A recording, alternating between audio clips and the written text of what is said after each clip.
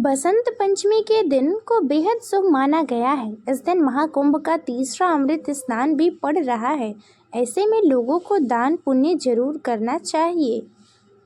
हर वर्ष माह के शुक्ल पक्ष की पंचमी तिथि को बसंत पंचमी मनाई जाती है। इस दिन ज्ञान की देवी माँ सरस्वती की पूजा का विधान है। यही कारण है कि बसंत पंचमी को श्री पंचमी के नाम से भी जाना जाता है। बसंत पंचमी की तिथि को हिंदू धर्म में बहुत शुभ माना गया है। इस दिन लोग शुभ कार्य जैसे बच्चों का मुंडन संस्कार, गृह प्रवेश और कोई नया काम शुरू करना आदि काम करते हैं। इसके इतर बसंत पंचमी संगीत व विद्या की देवी माता वीणा वादिनी सरस्वती के अवतरण का दिन भी है। सबसे पहले सुबह स्नान के पश्चात श्वेत या फिर पीले वस्त्र धारण कर विधि पूर्वक कलश स्थापित करना चाहिए। फिर श्वेत फूल माला के साथ माँ सरस्वती को सिंदूर व अन्य श्रृंगार की वस्तुएं भी चढ़ानी चाहिए। साथ ही माता के चरणों पर गुलाल भी अर्पित करने का विधान है। वहीं प्रसाद में माँ को पीले रंग की मिठाई या फिर खीर का भोग लगाएं। पूजा के दौरान लोगों को ओम ऐं सरस्वत्यै नमः का जाप करना चाहिए। माँ सरस्वती का बीज मंत्र ऐं है, जिसके उच्चारण मात्र से ही बुद्धि विकसित होती है। पूजा के अलावा इस दिन दान पुण्य का भी काफ़ी महत्व है। जरूरतमंद की मदद करें और जातक धन धान्य में तेजी से वृद्धि होती है। अगर लोग जरूरतमंदों की मदद करें और माँ सरस्वती की असीम कृपा भी बरसती है। आइए जानते हैं कि कौन कौन सी चीज़ें दान करनी चाहिए। बसंत पंचमी के दिन पढ़ाई लिखाई से जुड़ी चीज़ें दान करनी चाहिए। इससे व्यक्ति को करियर में तेजी से उन्नति और सफलता मिलती है। जैसे पेन, कॉपी, किताब या फिर किसी गरीब बच्चे की स्कूल फी आप दान स्वरूप में दे सकते हैं। इस दिन अपनी क्षमता अनुसार ज़रूरतमंद लोगों में धन का दान भी जरूर करें। इससे आपकी घर की तिजोरी हमेशा पैसों से भरी रहती है। बसंत पंचमी के दिन अन्न का दान करना भी बेहद शुभ माना गया है। धार्मिक मान्यता है कि बसंत पंचमी के दिन अनाज के दान से घर के भंडार में कभी कमी नहीं होती है, कभी खाली नहीं रहते हैं। इस दिन पीली चीज़ों के दान को बेहद महत्वपूर्ण बताया गया है। इसीलिए पीली मिठाई या पीले वस्त्र दान जरूर करें। माँ को पीले चावल और बूंदी के लड्डू अति प्रिय हैं, इसीलिए यह उन्हें अवश्य चढ़ाएं। बसंत पंचमी का तीसरा और अंतिम शाही स्नान रहेगा। इसके बाद माघ पूर्णिमा और शिवरात्रि पर अमृत स्नान होंगे। शाही स्नान के बाद साधु संतों का कुंभ से जाना प्रारंभ हो जाएगा। बसंत पंचमी पर माता सरस्वती का भी प्रकटोत्सव होता है। इस दिन यदि आप शाही स्नान करने का सोच रहे हैं और पहले से ही प्रयागराज में हैं, तो जानिए क्या रहेगा स्नान का मुहूर्त।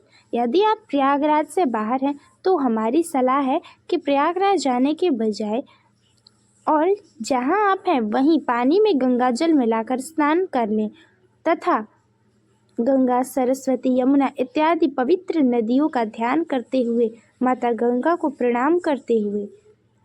कहते हैं कि कुंभ के दौरान सभी नदियां जल अमृत के समान हो जाती हैं।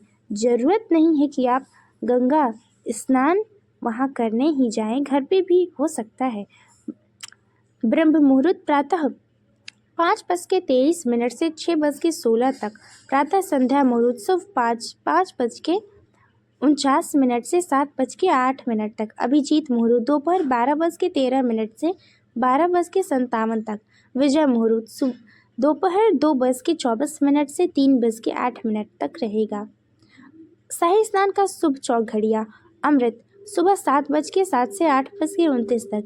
शुभ सुबह 9:51 से 11:13 तक। चरह दोपहर 1:56 से 3:18 तक। लाभ दोपहर 3:18 से 4:40 तक। अमृत शाम 4:40 से 6:01 तक। क्या होता है शाही स्नान? कुंभ में शाही स्नान नहीं होता, सिर्फ अमृत स्नान ही नहीं होता। ऊपर हमने कुल 6 अमृत स्नान बताए, जिसे पर्व स्नान भी कहते हैं। इन्हीं 6 में से जिस दिन संत गाजे बाजे के साथ शाही तरीके स्नान करते हैं तो उस दिन को शाही स्नान कहते हैं। यानी संतों के स्नान को शाही स्नान कहते हैं। यानी संतों के स्नान शाही स्नान पर्व जो होता है वो बहुत विशेष होता है। नागा साधु इस दौरान हाथी, घोड़े और रथ में सवार होकर गंगा जी स्नान करने आते हैं, यानी राजाओं की तरह उनका ठाट बाट देखने को मिलता है। माना जाता है कि नागाओं के इस शाही लश्कर को देखकर ही महाकुंभ के पवित्र स्नान को शाही नाम दिया गया था। पुराने समय में राजा महाराजा साधु संतों के साथ भव्य जुलूस लेकर महाकुंभ के दौरान स्नान के लिए निकलते थे। तभी से ही महाकुंभ की कुछ विशेष तिथियों पर होने वाले स्नान को शाही स्नान कहा जाने लगा। कई विद्वान मानते हैं कि महाकुंभ का आयोजन सूर्य, गुरु जैसी राजसी ग्रहों की स्थिति को देखकर किया जाता है। इसलिए भी इस दौरान किए गए स्नान को शाही स्नान कहा जाता है। कैसे करें शाही स्नान वाले दिन गंगा जी में स्नान? प्रातःकाल प्रथम प्रहर में ही इससे प्रजापत्य का फल प्राप्त होता है। कुंभ में नदी स्नान में डुबकी लगाने से पूर्व तट से दूर स्नान करके शरीर को पवित्र कर ले। इसे मालापकर्षण स्नान कहा गया है। यह आमंत्रक होता है। मालापकर्षण करने के बाद नदी को नमन करें और फिर जल में घुटनों तक उतरे। इसके बाद शिखा बांधकर दोनों हाथों में पवित्री पहनकर आचमन आदि से शुद्ध होकर दाहिने हाथ में जल लेकर शास्त्रानुसार संकल्प करें। स्नान से पूर्व पहले पवित्री अर्थात जनेऊ को स्नान कराएं। इसके बाद शिखा खोल दें।